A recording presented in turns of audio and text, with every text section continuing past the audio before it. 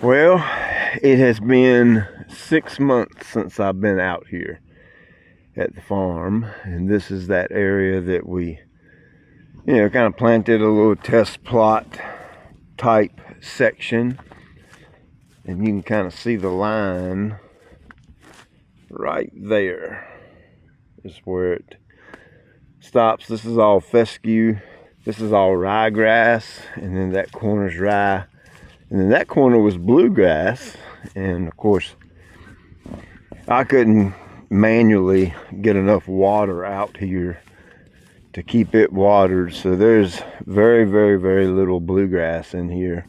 It's mainly a bunch of junk and weeds in this section. The fescue, is what it is. It hadn't had any food in 6 months, so it's gonna look weak and dilapidated, I guess would be a good word. Look at that brown patch. Holy cow. Lots of disease out here. Look at that right there. Brown patch, brown patch. Lots of weeds, brown patch. Then you come right over here to the ryegrass, and you can see it's got fungus in it as well. Right there, and you can just look at this and tell it's weak and spindly, and it just hadn't had no food, hadn't had no care in 6 months. Look at that. Look at that one nice dark green spot. I wonder if a stray dog took a leak right there. That could very well be what that is, but that's actually what the fertilized turf would look like. Super dark green. Come right over here. Remember our little 3 little test strip areas. Look at that. This right here is the fescue, and it's like crazy dark green. The middle is the bluegrass, to the best of my knowledge. That lime green stuff is a bunch of nut sedge. Then that's the ryegrass. But let's give this a quick mow. I actually wanted to come out and just clean up this little field right here. I ain't have nothing to do today, which is super rare. So I'll come out here to mow a little bit.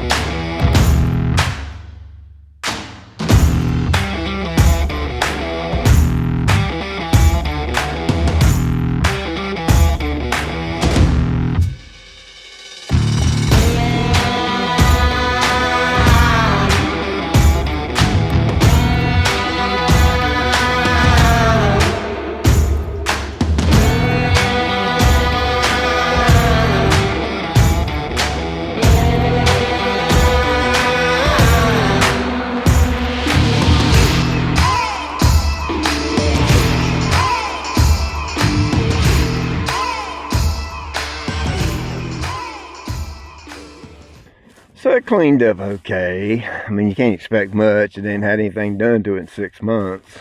But look at that. You can really see that brown patch nicely. I found this interesting. This back corner back here, you can see the definite cutoff line right there. Boom. From here over is the current GCI turf type tall fescue. The A-list, blue tag, yada, yada, yada. And this is a different A-list blue tag tall fescue that I was trying out, just testing it out, and pretty big difference there. I got all the field kind of chopped down. I tell you what, man, that right ZK is a beast. That's the 72-inch cut, 37 horsepower. I got the dual wheels on it. I just left this machine out here just to mow and clean up with whenever I got a chance. I'm gonna probably bring the Ventrac and the bush hog and that big old field out front. I'm gonna have to cut all that and get that cleaned up as well. So those of you that are new, let me get you caught up to speed. This is a farm my wife and I bought, planning for our forever home. We're gonna live out the rest of our life on this land. And when Jesus takes us home, and this right here is going to be the land that we leave behind.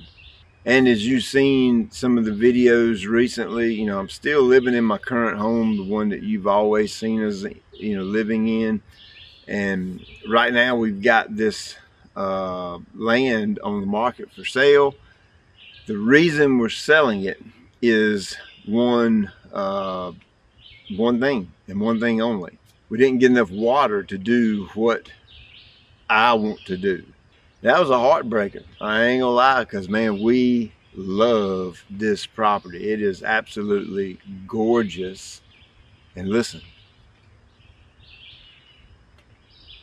isn't that nice?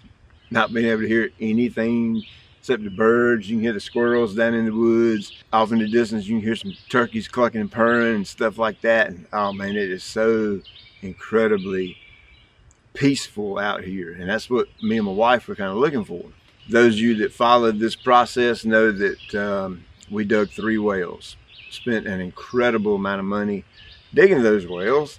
One is completely dry, the one down here in the woods, and the first one we dug, I think it ended up being 1 or 2 gallon per minute, and then the one up on the hill we dug was like 3/4 gallon per minute, but we had it fracked and got it up to 3 gallon a minute, I believe is what that one ended up being. So between the 2 wells, you know, it's right around 4 to 5 gallons a minute, which is kind of average, might be a touch below average for our neck of the woods.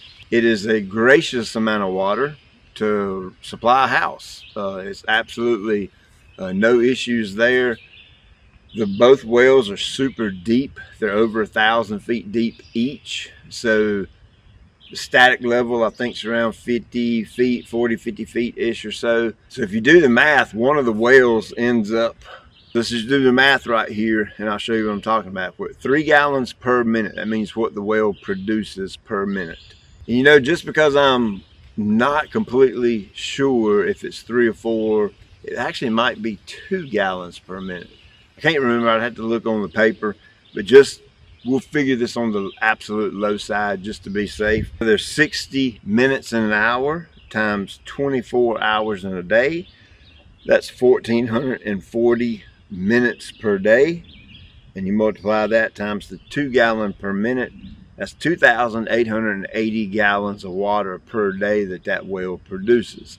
Now, depending on how deep you set your well pump in the ground, you know, all of that water may not be accessible. If you drop the pump at the very, very bottom of the well, I'd have the benefit of the whole 2,800 gallons of water. You know, 2,800 gallons of water a day, more than enough to do a house and to manage the house. And that's just one of the wells. So the other well, you know, add on with that, it's for home, it's enough. And here's why it's not enough for me. One, I'm no longer an employee of GCI Turf, my local company. Now, don't take it the wrong way. I own the company still. I still work within my company. I still do all the normal things, but from a payroll perspective, I'm not on my local payroll anymore. YouTube and my website, meaning you, provide me my income now. We made that switch over several months ago, and you know, I just never made it public.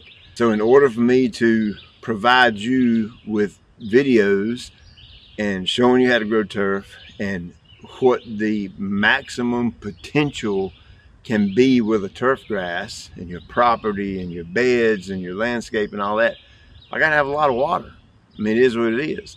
When we do land on a piece of property, I'm going to have a pretty good sized stand of turf. It's going to be considerably more turf than I have now.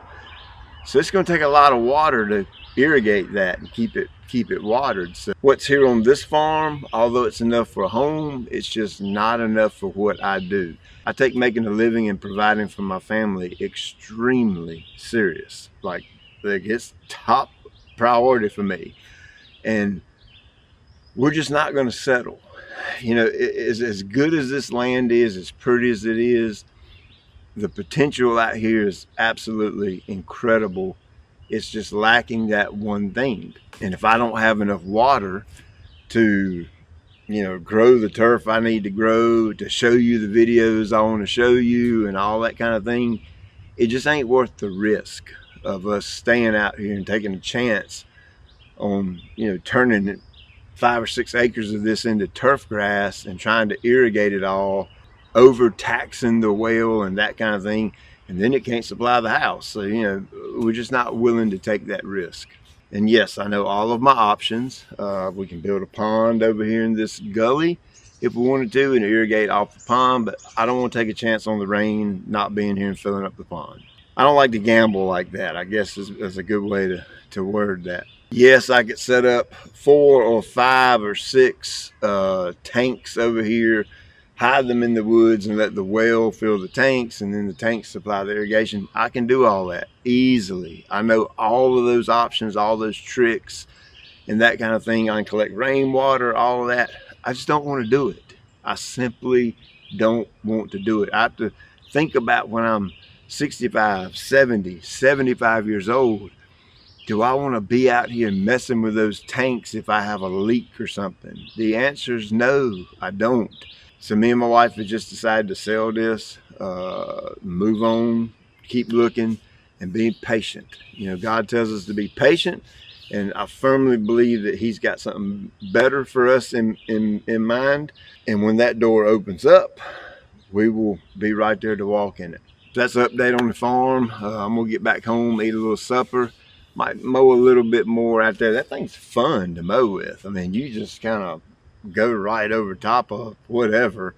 I mean, I'm mowing stuff that's almost chest deep out here, and it's just plowing it down like a bush hog. And say, as always, appreciate you taking time out of your day to watch. I'll check you later.